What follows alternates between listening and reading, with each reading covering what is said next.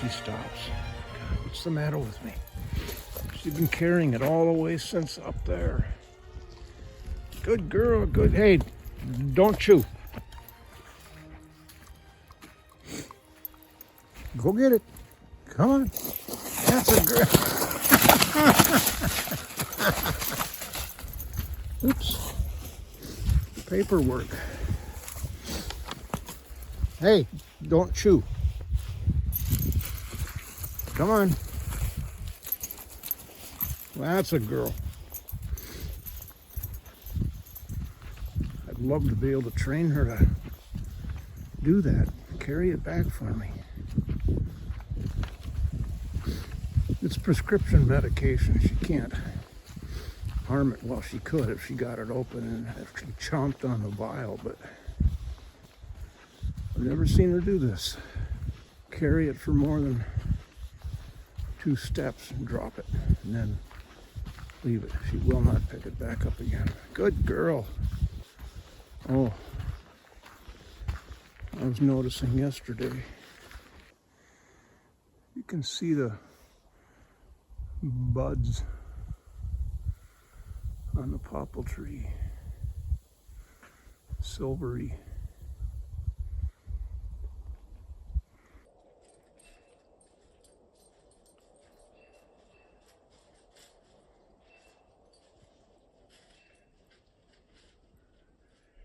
What a good girl.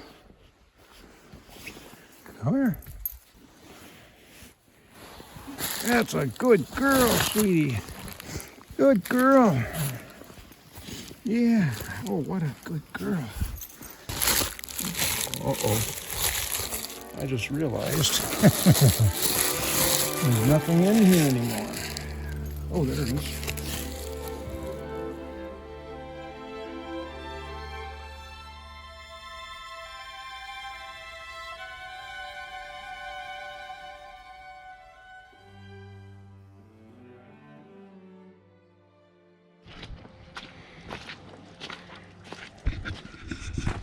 Splendid day, 54 degrees, no wind,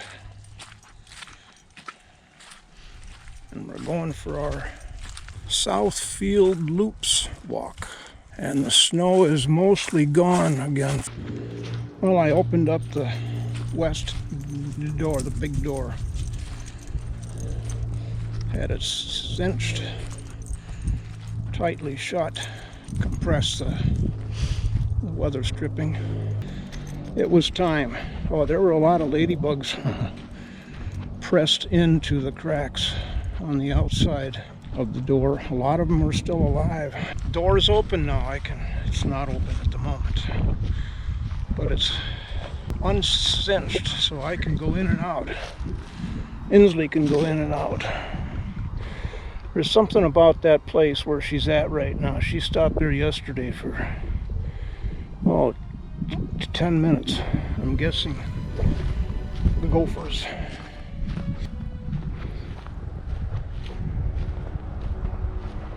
She's still there.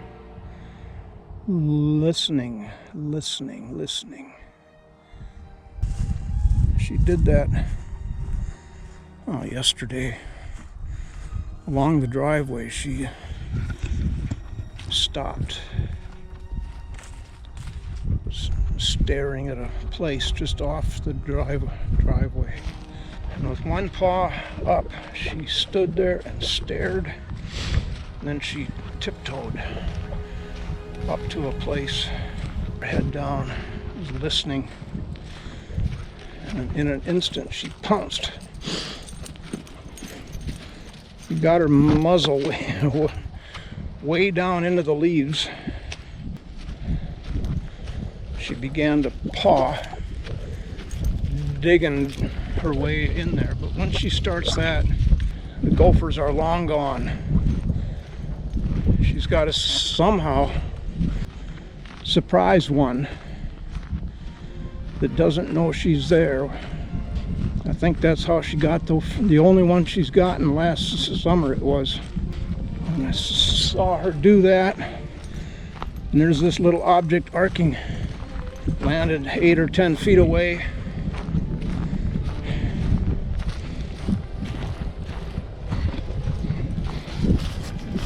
had a little bit of a setback with Insley last night. We walked down the driveway a ways. She was off doing her thing.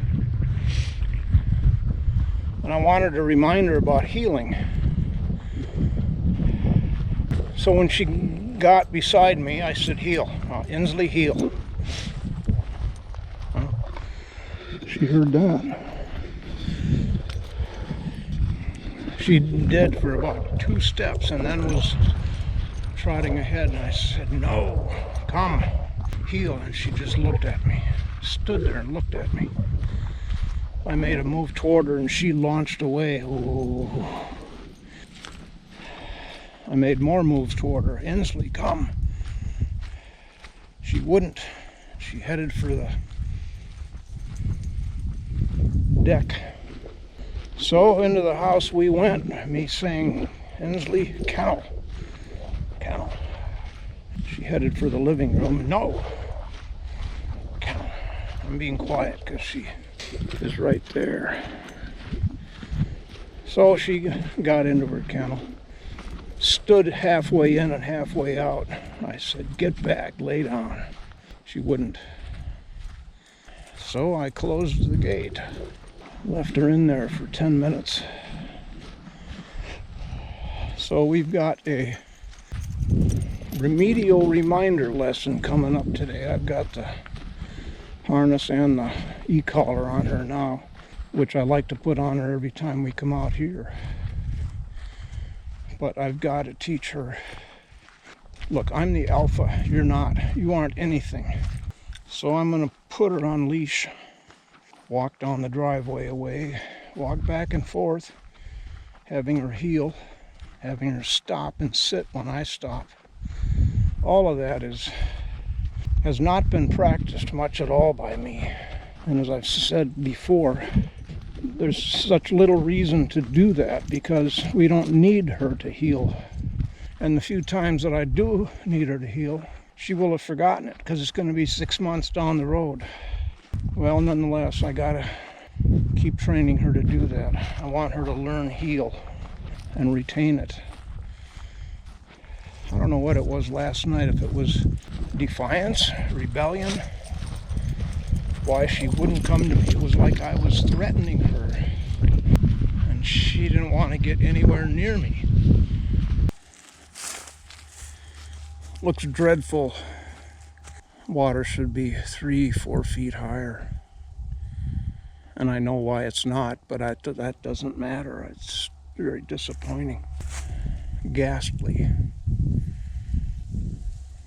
Oh, it was fun to hear the sandhill cranes this morning. And the fact that they're back.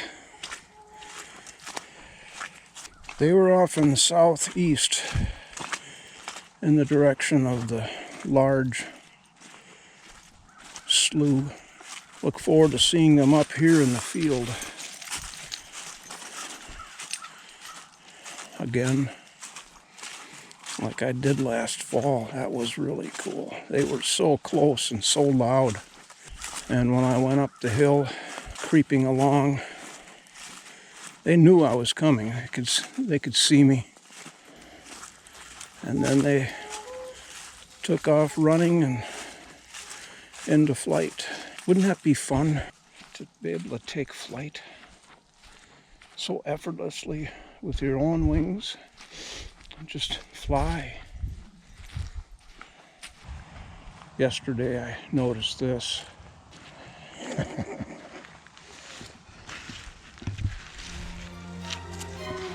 Yeah, that's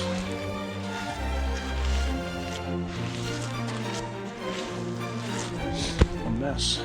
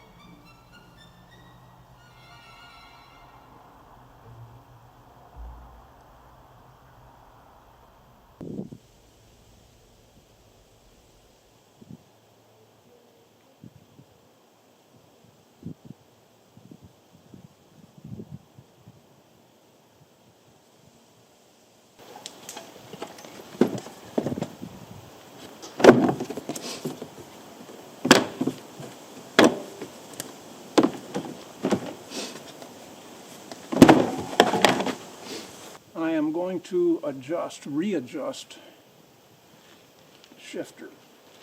It's this thing. And when I adjusted it a few days ago, I of course went too far the other way. Shifter's in park right now and it's really jammed. So I gotta back it off.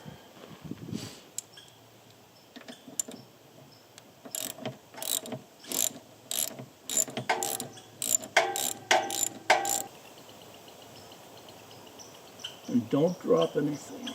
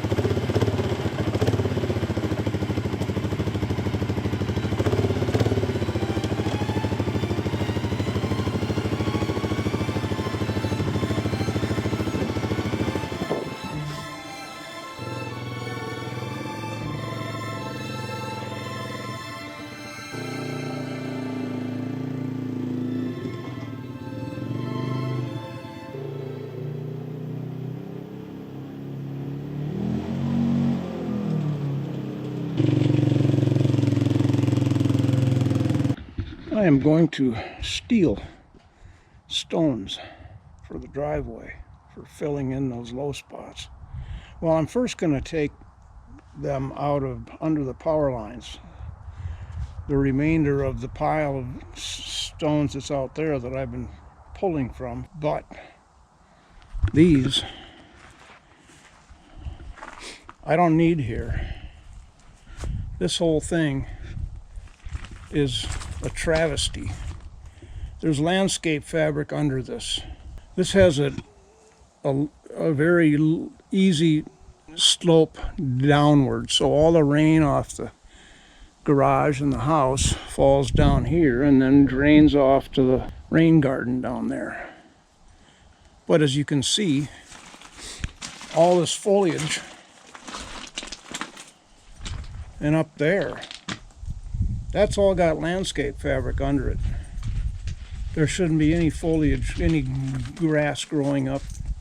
This is all just in the summer. It's one big planter. I don't want to try to take them out of here. I'll leave that, but I don't need any of these stones left in here. Pull all these out of here. Use them as I need in the driveway. And all the way up to here. Landscape fabric, I don't know where it goes up to, at least in there. And these have just kind of spilled out over the years. And the same goes for these. These do nothing.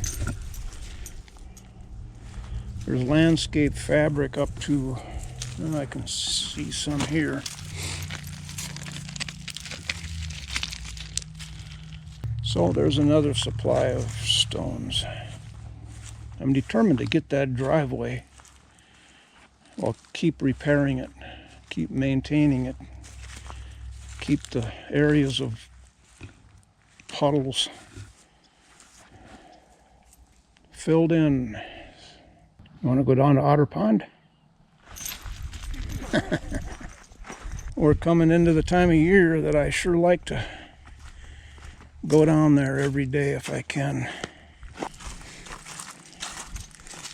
One of the downsides of Otter Pond being so low, Insley goes down there to the water's edge and it's mud, pure mud. And the water level is way up. There is no mud. It comes, they can go in the water and come out right onto grassy areas. There's a robin.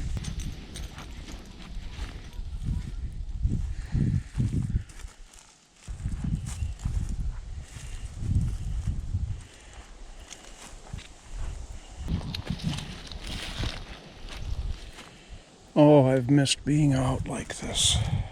You get into, by midsummer, it's just the way it is. It'll always be this way, forever. You forget about winter, bundling up, putting on boots, hat, gloves, you go out, and it ain't the same as being out here in a t-shirt.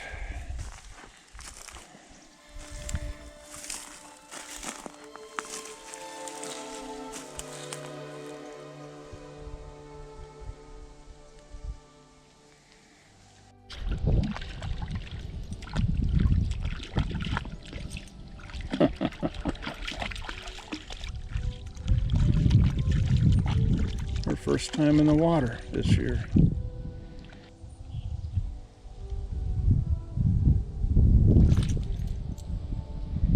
I'd sure love to see tadpoles in here. I was watching a Narrowboat YouTube channel, floating our boat. Fran and Rich, a very nice couple. And they were walking, they go on a lot of walks along the canals and find places to go. And they stopped at one spot. It was May. Beautiful springtime. Things beginning to leaf out and flower out. They came across a little brook, a stony brook.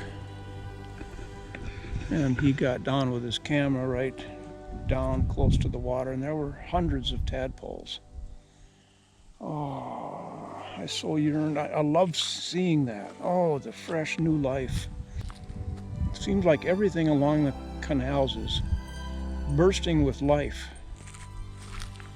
And I so badly thought about here, if I could come down and look in the shallow water and see tadpoles. Oh, that would be so wonderful. It would mean positively,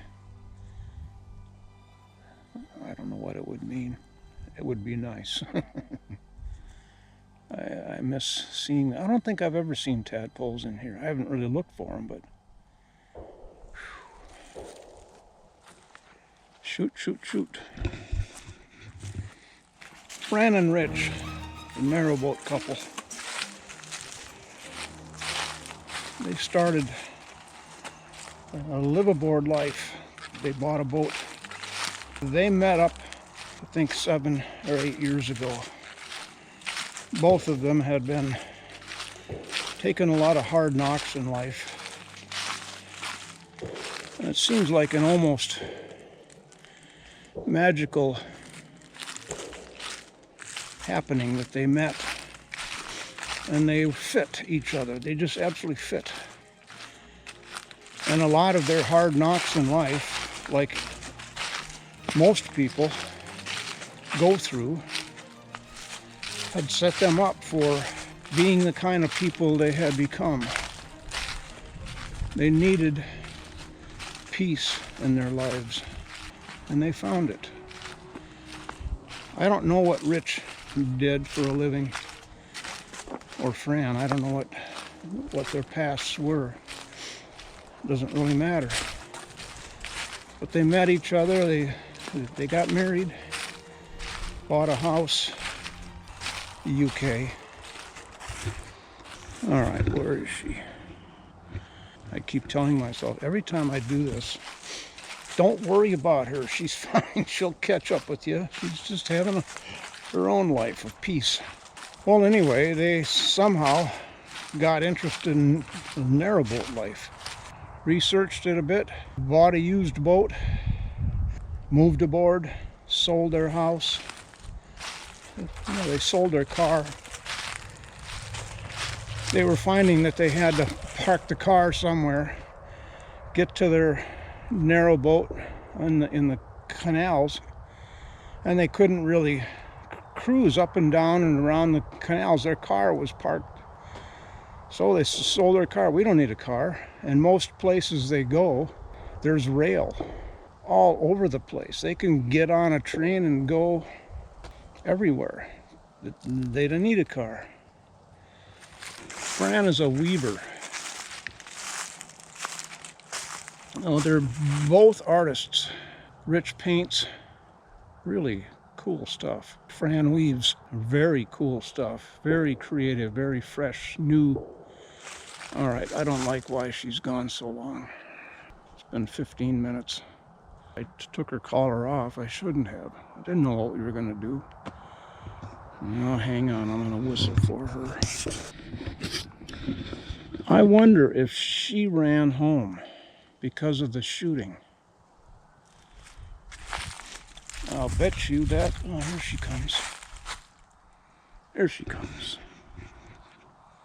Maybe she had been at the house, but now she's here. Good girl, that's a good girl. Here you go.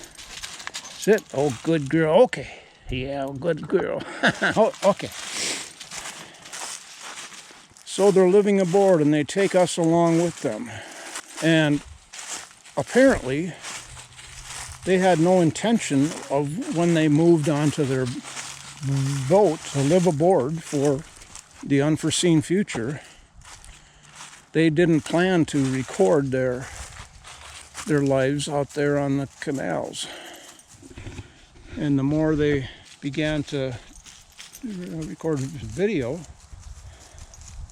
post them on Facebook, well, they got viewers and more viewers, and people loved what they were doing. They loved following them, watching them, getting to know them as friends.